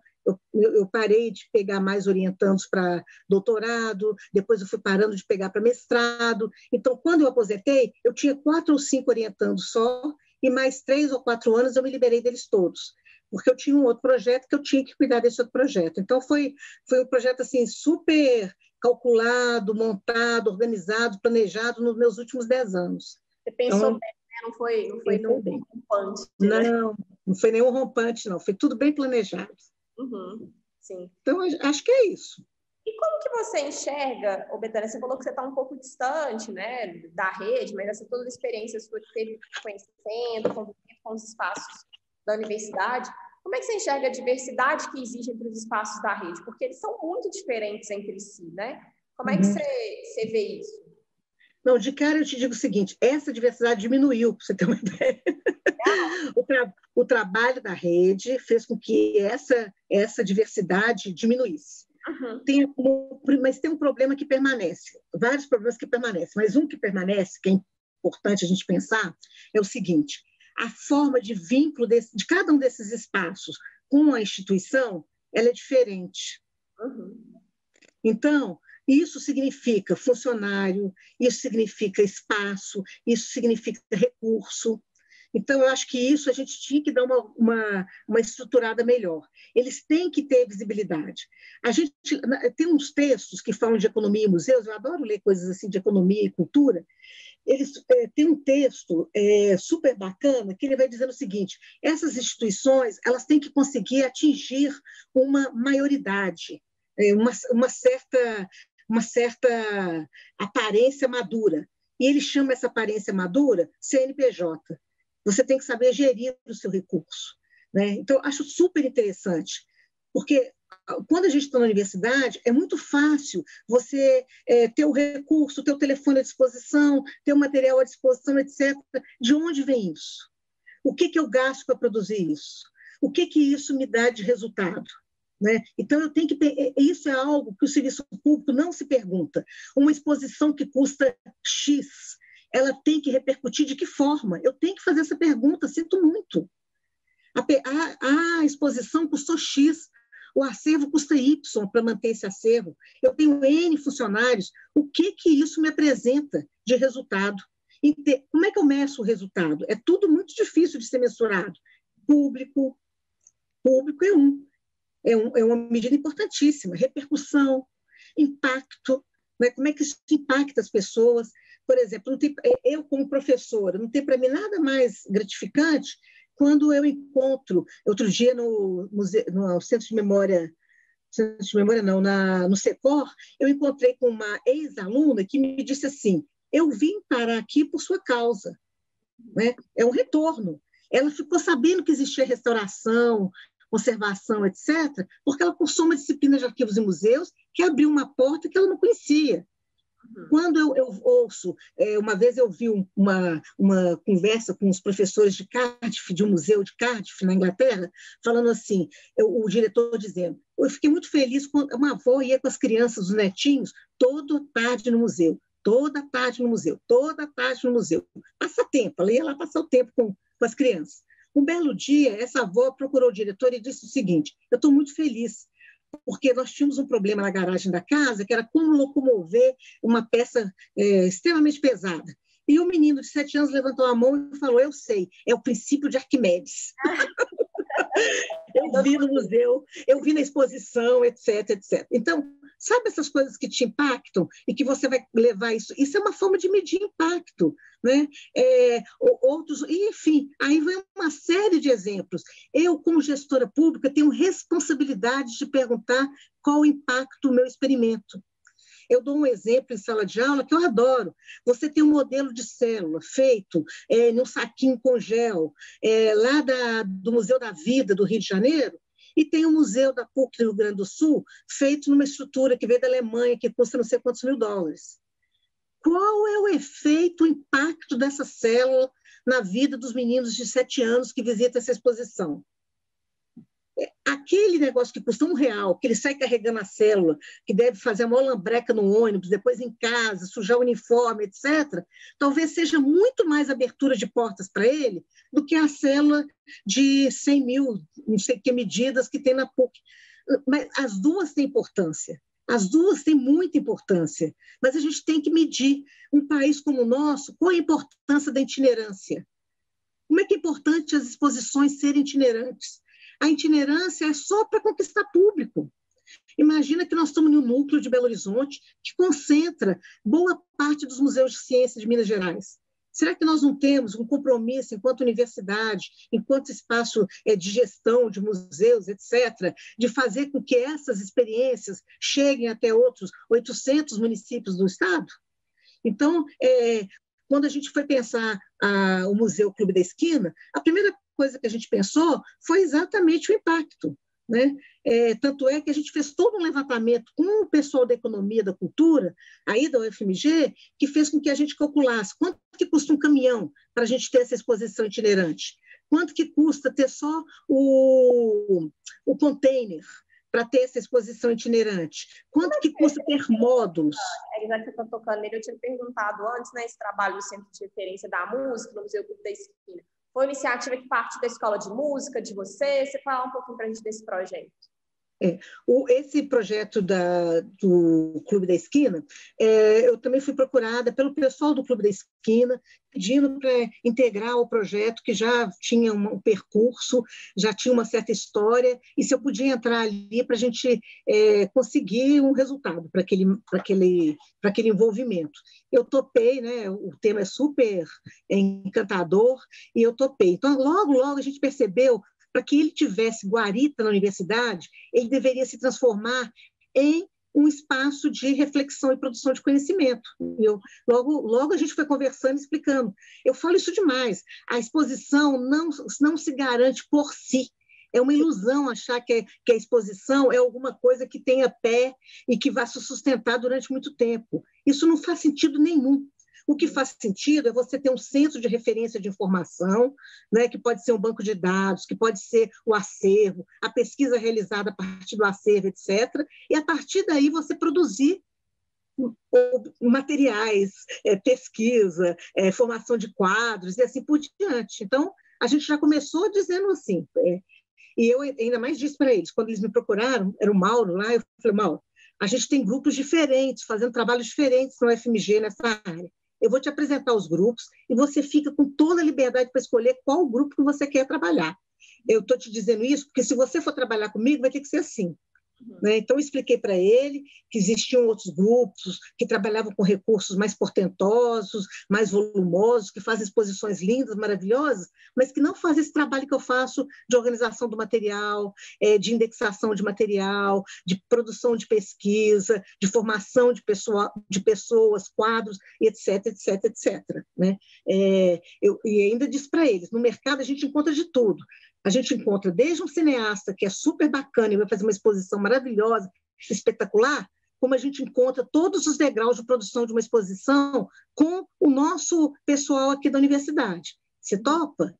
Né? Então, eles fizeram essa escolha, perguntei depois, vocês querem mesmo? Tem certeza? Então, tem certeza, vamos lá. Então, a gente começou a trabalhar assim. Era necessário ter um centro de referência da música de Minas, porque o projeto não podia ficar circunscrito só ao Clube da Esquina. Não faz sentido você fazer um projeto da Escola de Música da UFMG que vai pesquisar só o Clube da Esquina. Então, se a gente trabalha com centro de referência, eu vou trabalhar com todas as influências, que vai o candomblé, o maculelê, sei lá o quê, o jazz, tudo isso influenciou a música de Minas. Uhum. Então, esse era o primeiro caminho. Então, eles trabalharam esse projeto inicial, a gente aperfeiçoou esse projeto e começamos assim. Havia já, tudo isso antes de eu entrar, já tinha o projeto físico do museu, sabe?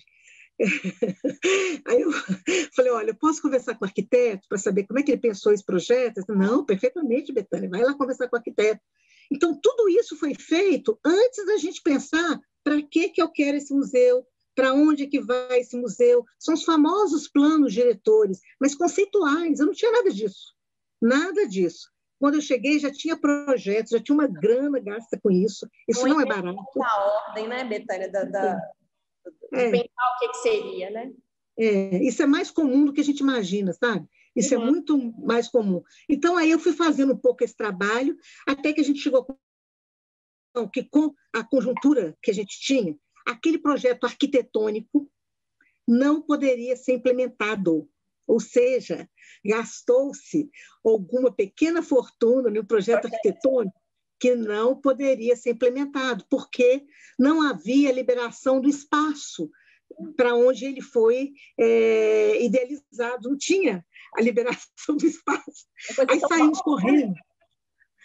saímos correndo atrás de outros espaços públicos, visitamos espaços, gastamos um tempo enorme visitando espaço, aqui, acolá, arranjos com o Estado, com a Prefeitura, com o governo federal, nada disso deu certo.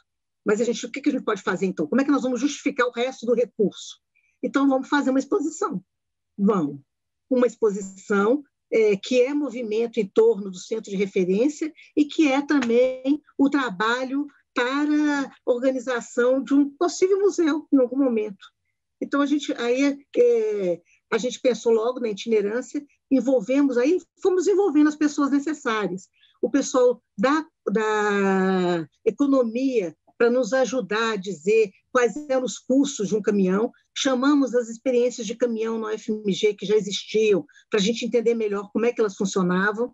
Conversamos com todos eles, desenvolvemos um projeto. Se o nosso projeto der certo, de fazer uma exposição dentro de um caminhão ou em container, nós podemos fazer um circuito de caminhões e containers expositivos da UFMG, sempre pensando em rede, você está vendo como é que é o problema? Um vício.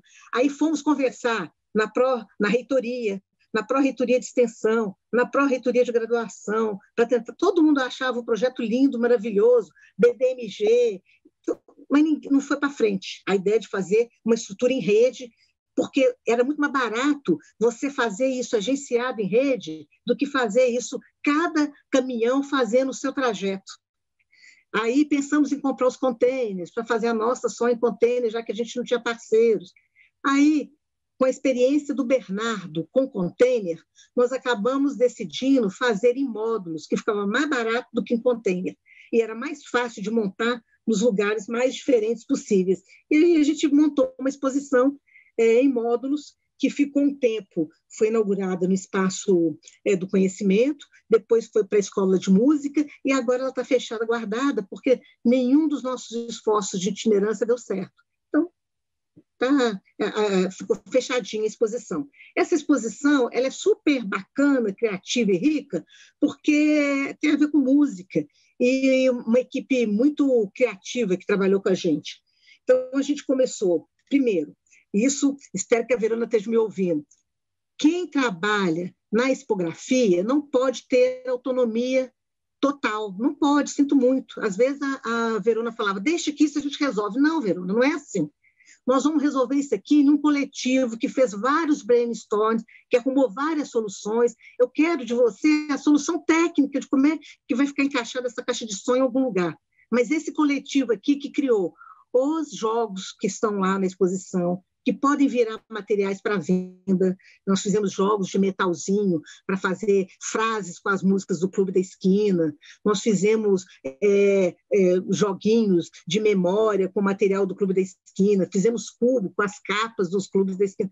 Tudo isso. Fizemos mapa em que a influência do Clube da Esquina era lida. Enfim, todos esses módulos foram construídos de uma forma conjunta, envolvendo arquitetos, designers, o pessoal da música, o pessoal da história, e sempre com estagiários.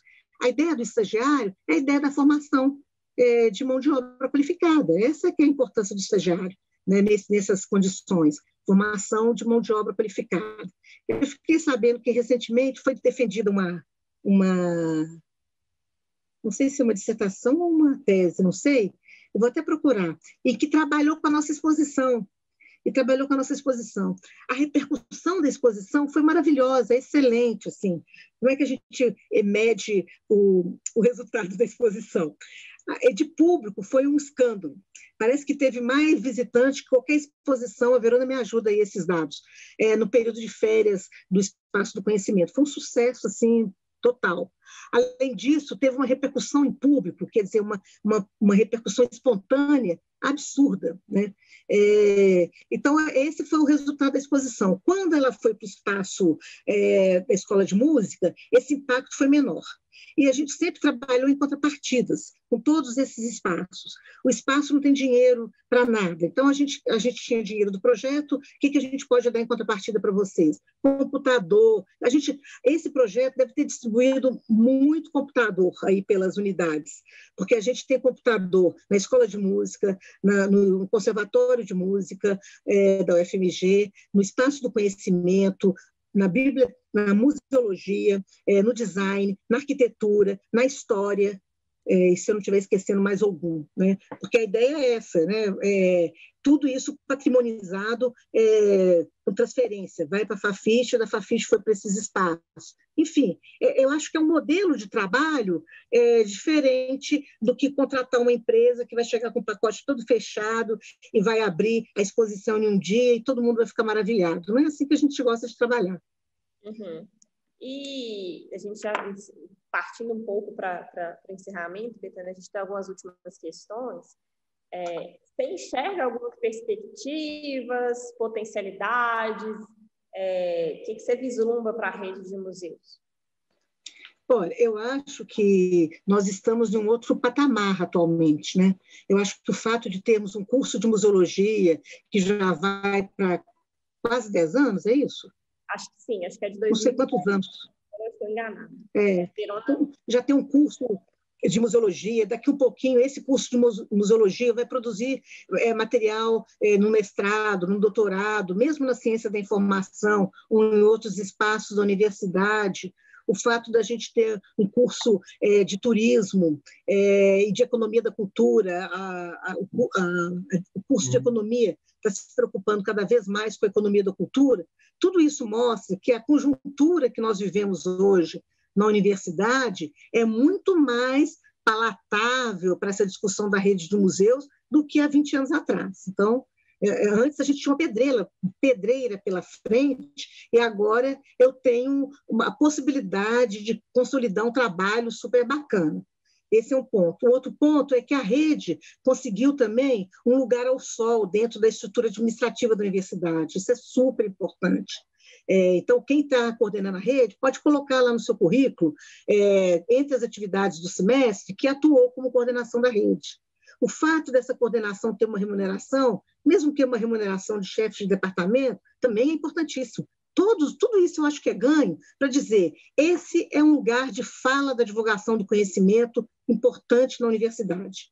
Então, acho que todos esses movimentos me dizem a respeito desse lugar de reflexão importante aí da universidade. Acho que a rede pode pensar com muito carinho nessa possibilidade de um mestrado profissional na área. Acho que a rede tem condições de fazer isso, né?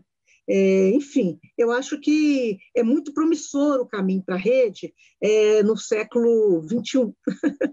É isso que eu acho. E aí, pensando também nos acervos, né, Betânia, que a universidade tem, e que são muito variados, né? Muito variados mesmo. Você já disse, conhece praticamente todos esses espaços, né? Você conhece essa realidade bem, né? E eles têm uma relação com a memória institucional, né? Que caminhos e ações articuladas você pensa que seriam interessantes para esses acervos todos que tem na universidade? Uhum. Olha, tem dois conjuntos de acervo. Tem um acervo administrativo que está sendo cuidado por esse setor, que eu esqueci o nome, que é o Renato Venâncio. Super bacana e super importante, nós dialogamos com eles também em alguns momentos aí da Constituição, etc. E tem um acervo que não é esse acervo administrativo, que é esse acervo dos centros de documentação, centros de memória, dos museus, etc., e dos lugares produtores de pesquisa. Esse acervo tem que ser pensado de uma forma especial.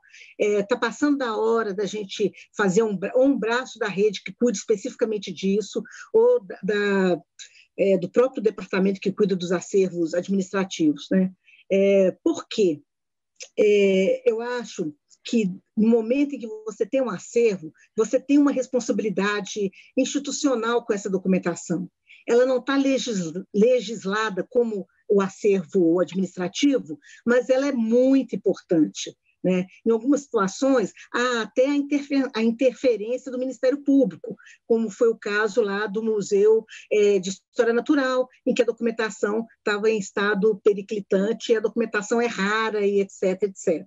Então, eu acho, primeiro, essas práticas de como tratar o acervo, como inventariar um acervo, como identificar um acervo, etc., elas têm que ser cada vez mais difundidas entre esses integrantes. A gente tem que ter padrões, né? E padrões que sejam de referência, de qualidade, etc., etc., etc. Então, acho que tem que tratar melhor esses acervos, não no sentido da extroversão para o público, mas de como eles ficam internamente ali na instituição. Porque é aquela história, esses acervos são super invisíveis, mas eles dizem respeito à história, né? Então, na medida que eles são organizados, que eles podem ser divulgados, etc., o acesso a eles aumenta. Então, a gente tem grandes acervos que eu acho que eu não sei como é que eles se interagem. Por exemplo, os escritores mineiros estão dentro da rede hoje? Não, então sim. Pois é. Então, você tem desde escritores mineiros, acervos como Helena Tipoff, quer dizer, são acervos que não necessariamente conseguem a extroversão necessária. Então, talvez algum movimento nesse sentido tem que ser feito para que esses espaços consigam padronizar minimamente, tem que ter uma padronização de como disponibilizar, organizar e disponibilizar o acesso a esses materiais, né? Acho que isso tem que ser pensado e com uma certa urgência, né? Uhum. E aí, Betânia, pensando que as entrevistas que a gente está gravando, elas fazem parte de um projeto comemorativo dos 20 anos da Rede de Museus, você gostaria de deixar registrado alguma mensagem para celebrar esse momento? Não, a minha mensagem é que mais 20 anos para a rede de museus, para 20 anos tão intensos e tão cheios de história como os 20 que a gente viveu, né? Já viveu, e vida longa, desejo vida longa para a rede de museus. Uhum. Você quer acrescentar mais alguma coisa, Betânia? As nossas perguntas aqui do roteiro a gente já finalizou, mas se quiser dizer alguma coisa... Tá ótimo. Não, tá... também, se quiserem fazer outras perguntas, né, além das que a gente colocou aqui.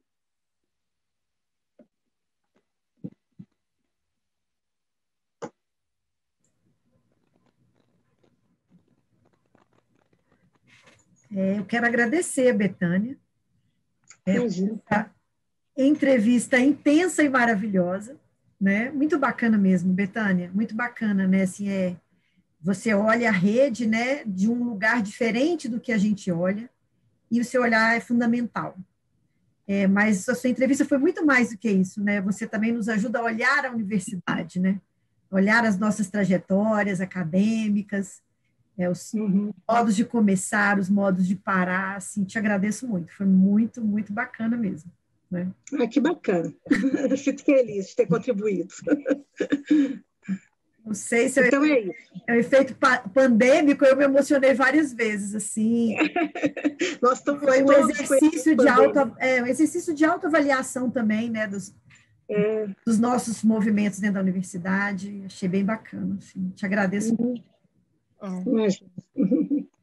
Essa capacidade de articulação, né, Betânia, que você sempre teve, assim, tanto na rede quanto no Ciência, né, de agregação, né, de tornar os projetos possíveis, né, eu acho que isso é muito importante, né, da contribuição para a universidade, enfim, e para as pessoas também que acompanharam o seu trabalho, enfim, é muito, muito importante, né, assim, para mim, pelo menos, foi muito esclarecedora, né, entender esses contextos de criação, né, essas questões todas que atravessaram esse momento de mobilização, enfim, para mim foi muito enriquecedor.